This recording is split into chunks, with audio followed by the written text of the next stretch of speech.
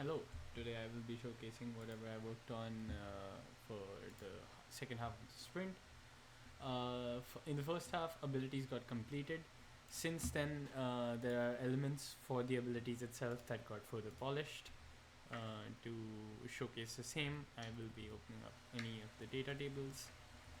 So, the abilities had descriptions, however, they were like ridiculously long. So these were all shrunk down to like a more concise size, so that the it's easier to read them and the players can access them.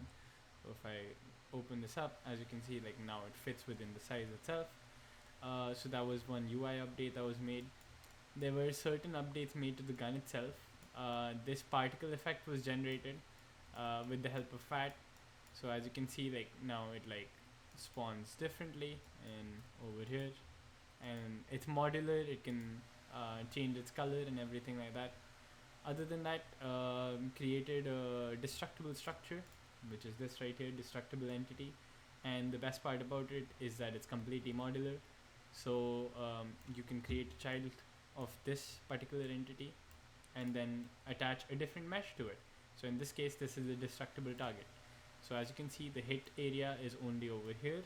Anything below it is not collidable, and if the player runs through it, for example, it will not damage it, or even if they shoot it or this.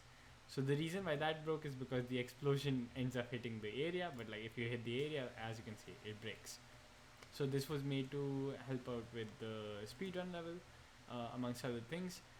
This is completely modular, and the cool part about it is that even if I take something like this and I take its area of impact and I move it separately, this becomes its own entity. So now I can, like when I spawn in, for example, as you can see, the wall is here. If I shoot it, I walk through the wall, nothing will happen. However, if I shoot over here, it breaks, and then it'll respawn, because right now the timer it's set for is 1 second, and it'll always respawn over there. So that will become a individual entity in itself. So let me just make sure that that goes back. So move this back here.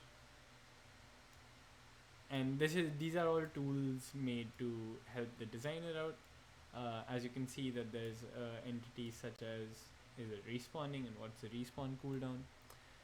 Furthermore, there was more work done with for UI, which was between this.